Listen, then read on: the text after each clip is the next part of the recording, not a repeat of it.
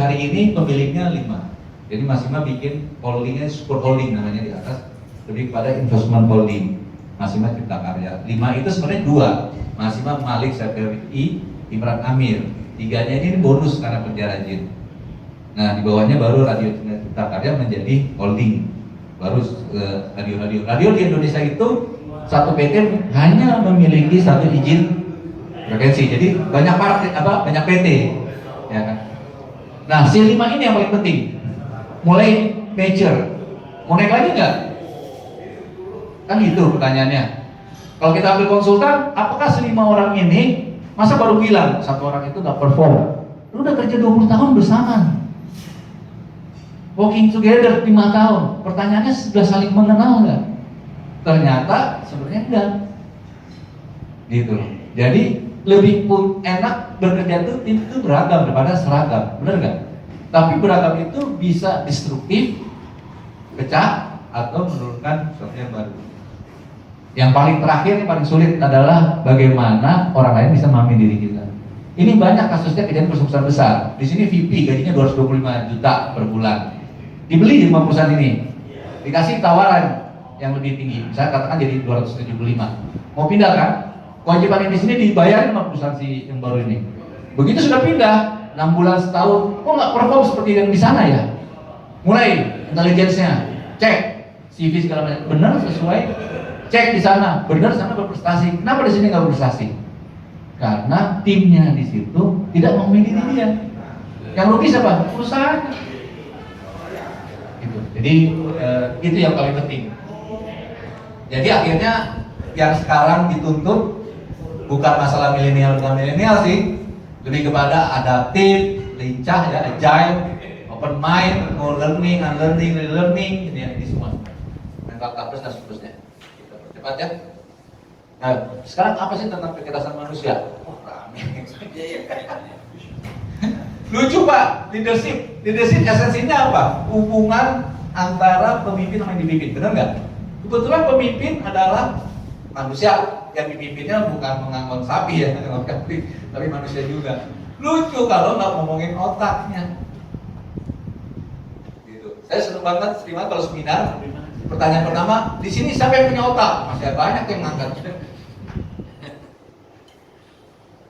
Sama kayak kita bawa mobil nih. Kalau perempuan belajar bawa mobil gimana? Oh ini gas untuk mempercepat, rem untuk memperlambat, kopling gini-gini. Laki-laki nggak cukup di situ tuh, harus buka kap mesin tuh. Ada apa di mobil tuh? Walaupun saya bukan orang elektro, bukan orang mesin, di situ ada 3 sistem besar: sistem transmisi, sistem kelistrikan, sistem pendinginan, benar nggak? Kalau terjadi sesuatu, walaupun kita panggil mekanik, kita sudah tahu daerah mana gitu kira-kira, gitu kan? Beda kan tanggung jawabnya kan? Sama. Kalau kita ngomongin manusia, kita nggak usah jadi dokter, tapi bagaimana bekerja tuh, berpikir tuh, otak tuh bekerja gimana? Mau tanya ke ahli bedah otak, dia juga bisa jelasin. Perasaan aja itu produksinya di otak. Nanti kalau kita ngomongin body, mind, soul itu belakangan lah, jangan berdebat dulu. Tapi sainsnya ini semua ada di kepala. Kalau otaknya error, pikirannya error, decision makingnya error, ya kan, habitnya error, karakternya bukan error, benar nggak? Jadi lucu sih masih dibahas tentang mahasiswa yang dari Inggris itu, lucu yang masih dibahas KPK ketangkep itu, yang orang KPU, lucu sebenarnya. Kita itu definisi pintarnya salah.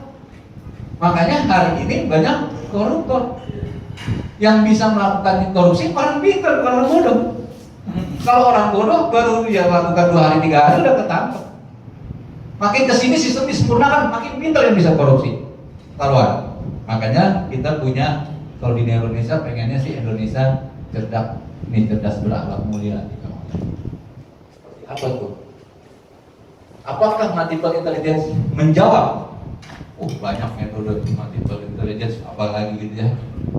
PASK kemarin saya lagi seminar tuh, Mustaqim nggak datang ya? Siapa yang datang di sini ya?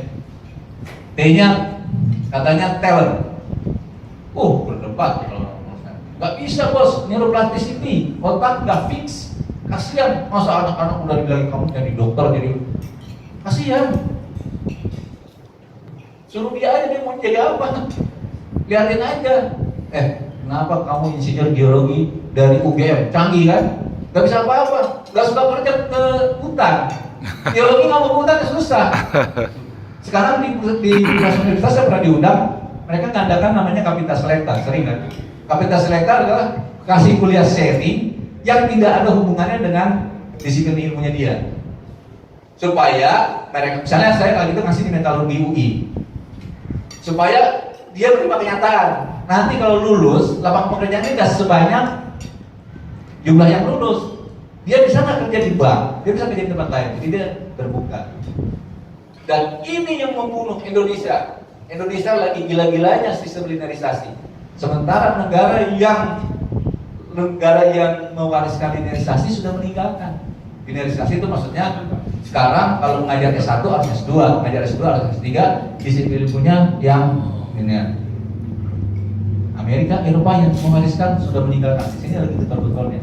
Makanya hari ini neuroscience menjadi fakultas itu lebih gini oleh Dikti Kopertis karena tergantung pengambil kebijakannya. Pengambil kebijakannya kalau yang pengambil kebijakannya backgroundnya dokter, dibilang dia harus sebuah kedokteran.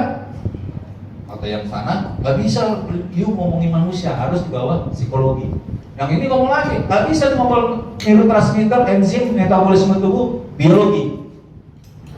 Bos, antara neuron itu nggak ada proses kimiawi dan biologis, tapi juga listrik, elektromagnetik. Jadi multidisiplin memunculkan neuroscience.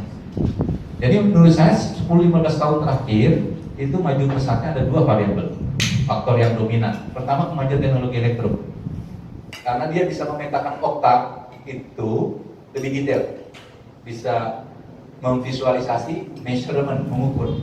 Yang kedua, justru tumbuhnya bukan di dunia kampus akademisi, tapi di komunitas, karena komunitas duduk sejajar, masing-masing punya experience beda-beda.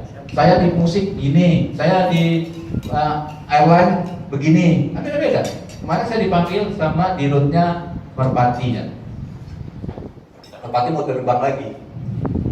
Pilot itu perlu belajar neuroscience.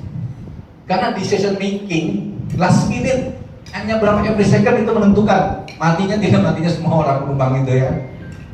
Bagaimana caranya? Gitu kan. Jadi semua orang punya case yang terkait dengan human itu pasti membutuhkan. Nah, sementara di neuroscience sendiri itu penelitian misteri dalam brain itu masih panjang. Kalau kita ikut mailing listnya, sehari bisa 2 sampai 3 sampai 5 temuan baru. Dan mereka menyatakan apa yang sudah dipetakan belum sampai 20%. At least lebih akurat. Jadi maksudnya begini, disiplin ilmunya nggak berubah. Kalau kata Profesor Theo, Argang Kadiri sama si Andreas dia bikin buku dari Jerman nih, neuroscientist. Kan biasanya neuroscience itu berkembang pesatnya di Amerika sama Eropa. Tapi begitu Eropa, kalau dari Belanda ya bahasanya Belanda, dari Jerman bahasanya Jerman gitu kan. Ada bukunya bahasa Jerman. Gitu. Dia bilang begitu, disiplin ilmunya nggak berubah. Buangan, marketing. Tapi the way we approach berbeda, jadi lebih mudah. Dan hasilnya lebih efektif karena ukuran-ukurannya udah nggak bias. Tadi kan bias tuh. Apalagi kita interview ya, rekrut karyawan, ngomongnya pasti yang positif, benar kan? Kita nggak bisa lihat behavior dia nanti, udah 2 bulan, 3 bulan dia kerjanya datangnya terlambat terus. Kalau meeting nggak bikin notulen meeting, kalau bikin notulen meeting lupa didistribusi, kalau didistribusi lupa dikolaps, panjang, behavior kita panjang banget. Nggak bisa. Sekarang bagaimana dia bisa probing, before act ya. Jadi attitude, makanya judulnya menyikapi disrupsi digital. Jadi attitude itu kan toward behavior ya kan. Jadi dari situ bisa kita probing. Jadi kecerdasannya seperti apa sih yang dimaksud? Kita maunya Indonesia Serial Platform dulu ya, supaya jadi nggak banyak koruptor lagi ya. Ini bos, banyak banget. Bagaimana kita bisa ngapalin? Ada 9, 10. Ini dari Howard Gardner. Di neuroscience itu di simplify. Ini kelompoknya temporal intelligence, ini spasial, personal dan seterusnya. Dari mana sih ini dapatnya? Dikembangin lagi. Kemarin IQ, terus ada EQ, SQ. ESQ aja jadi bisnis khusus bos. Di Amerika, NLP, Hypno, itu semua dibilang pseudoscience. Kita bisa jadi bisnis school. Kita di Indonesia terlambat, neuroscience datang terlambat. Semua motivasi pakai limbik, bener nggak? Selamat pagi, gitu. Berdiri, tepuk sebelah kiri, sebelah kanan, tepuk ya. Efektif nggak? Efektif hari itu doang. Hari itu bergairah. Dari 100, ya ada sih nyangkut 2-3 orang, tapi nanti turun-turun lagi, akhirnya bakal Pak Bambang kita kayak bikin training lagi karena udah mulai turun. Yang para provider mah seneng-seneng aja ya, dapat kerjaan lagi. Tapi sekarang perusahaan udah makin pinter, mau trading, nggak mau kalau nggak impactful, benar nggak? Mendingan kita nyalain setiap employee, setiap orang, dia bisa Inggris sendiri. Itu yang ditakuti sama negara-negara luar. Karena Indonesia the best position, ya kan? Tadi kita ngomongnya tropis. Orang-orang sana susah tropis 4 musim. Mereka mau kesini. Kita kaya alamnya, tambangnya. Tadi kita mau report aja tembaga emasnya udah dahsyat. Belum ada uranium segala macam, minyak. Tinggal manusianya doang. Kalau kita mau nurutin gengsinya, gak usah kita compare sama Amerika, Eropa, sama negara tetangga. Kalau ngomong Malaysia sensitif, saya pernah berarti Malaysia Healthcare Travel Council itu di bawah kementeriannya kesehatan di Malaysia kerjasama dengan pariwisata. Malaysia punya visi misi pengen menjadi healthcare provider nomor 1 di dunia. Supir taksi tahu loh visi misi itu, ya kan? Tuh sakit, ya kan? Kita tertinggal di Malaysia. Kita tertinggal, MRT mereka 20 tahun yang lalu. Kita MRT baru bangun pakai ribut-ributnya dipakai juga sih. Jadi banyakan ributnya. Kalau nanti kita ngomongin trio brain, kita dibilang monkey brain-nya. Monkey brain-nya kita tuh kenceng. Monkey brain itu emotional brain, itu di limbik. Nanti kita bisa. Jadi ada lagi nanti katanya Altusari question, ada social question, terlalu banyak. Gak apa-apa efektif nih. Apalagi juga gimana mau praktek. Nah, ini yang paling penting basicnya. Jadi setiap manusia itu ternyata Tuhan membuat manusia itu makhluk paling sempurna, makanya diprotes sama setan. Setiap manusia itu dibekali 130 miliar sel otak sama. Jadi jangan bilang lagi Tuhan nggak adil. Sama. Nanti pas lahir dia kuning itu turunnya antara 5 tahun sampai sekarang nih kita hadir di sini sampai kita meninggal. Karena neuron-neuron itu banyak yang mati tapi banyak bertumbuh juga, namanya neurogenesis. Itu antara 85 sampai 100 miliar sel otak. Yang dibilang neuron itu adalah sel otak yang berlistrik. Masih ada lagi sel otak yang lainnya yang supportnya namanya neuroglia. Kita ngomong yang berlistrik. Nah ini harus kita kasih tahu ke masing-masing pribadi. Baru belajar di awal sudah dimarah-marahin, marah rontok, ditakut-takutin. Film setan-setan di Indonesia ratingnya paling tinggi. Yang bikin bodoh itu maksudnya sinaps itu. Jadi gini Pak, terbukti otaknya Albert Einstein itu lagi meninggal dicuri. Ya kan? Pernah dengar ceritanya dicuri. Ternyata dia disuruh untuk kesejahteraan manusia ke depannya. Iya kan?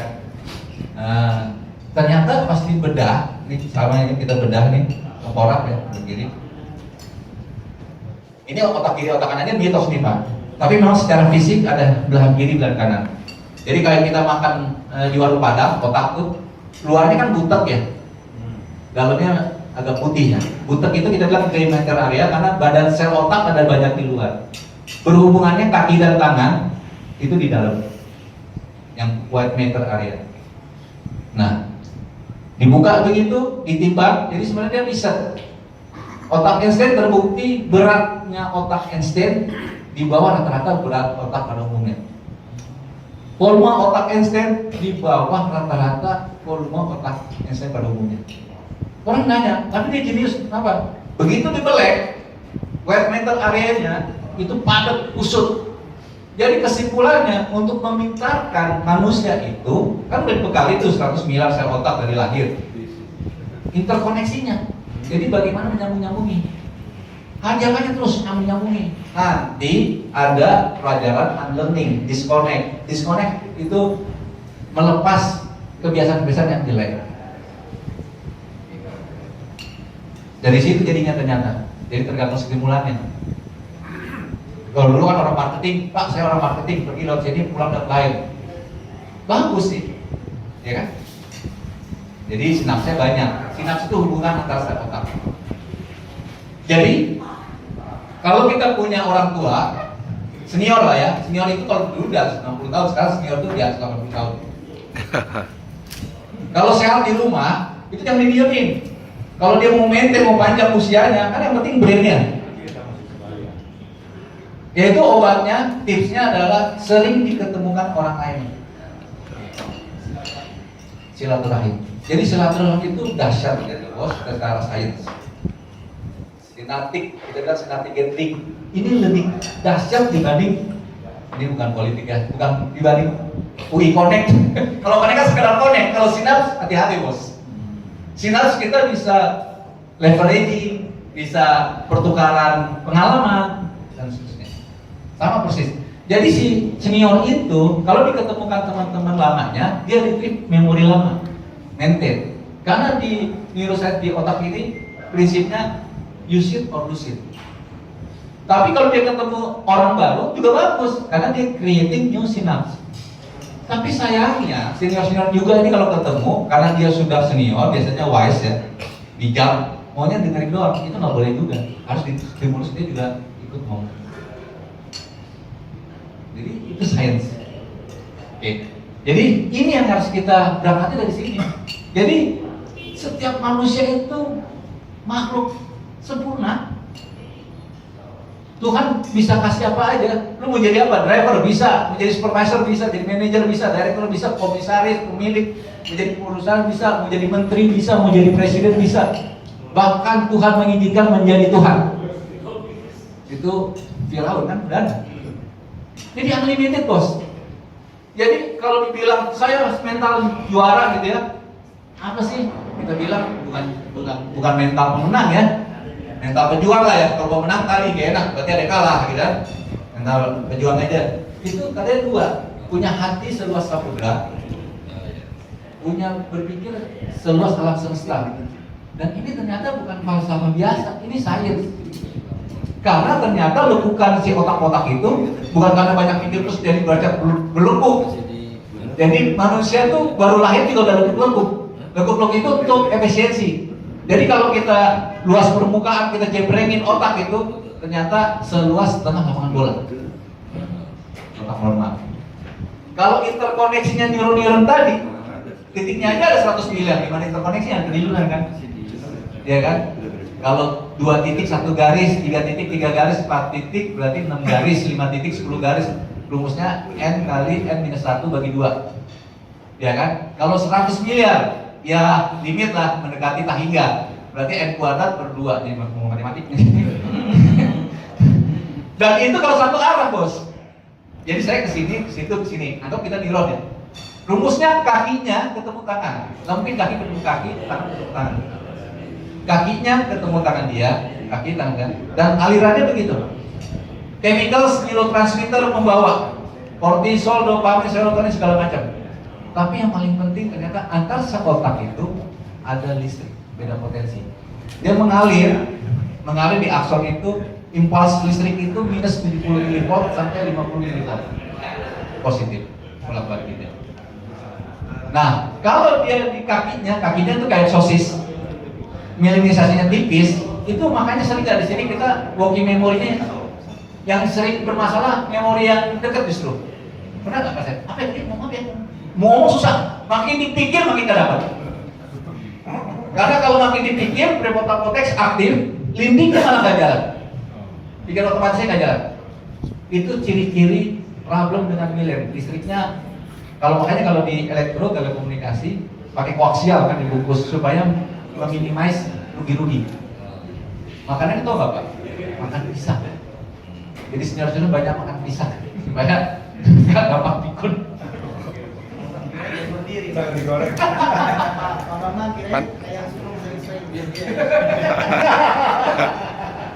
Nah ini yang paling penting, otak plastis. Listrik ya. Jadi ini menyempurnakan psikologi bahwa karakter bisa dirubah. Even dia di atas 25 tahun. Kalau saya kebetulan alhamdulillah membuktikan sendiri, saya berhenti rokok 2003, sekarang 2020, berarti 17 tahun sudah berhenti. Berarti sudah ada kebiasaan baru kan? Bahkan budaya kan? Padahal kalau saya berhenti itu usianya di atas 30. Proven. Jadi kita plastis Pak. Kita can change at any ages.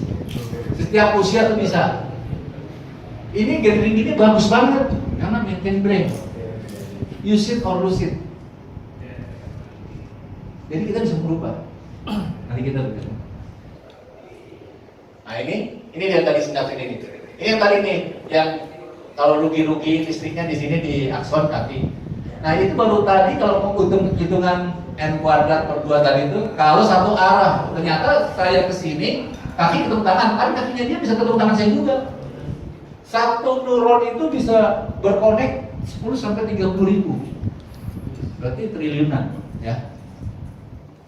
Nah kalau titik-titik itu disambungin lurus terus garis lurus, itu sejarah diameter galaksi Bima Sakti. Jadi bayangin, ada universe di dalam kepala kita. Jadi benar, berpikir serba salah susah. Jadi nggak ada lagi yang bisa batasin pikiran kita. Jadi kalau mau dibilang kreatif thinking itu begitu. Kita yang membatasi gini nggak boleh, itu nggak boleh, ini nggak sesuai bidangnya, kamu nggak bisa, nggak ada S2, padahal di sana sudah meninggalkan. Di Amerika PhD itu kan kalau bisa disertasi proven udah oke. Nah terus karena ini terlibat politik praktis, jadi dihambat.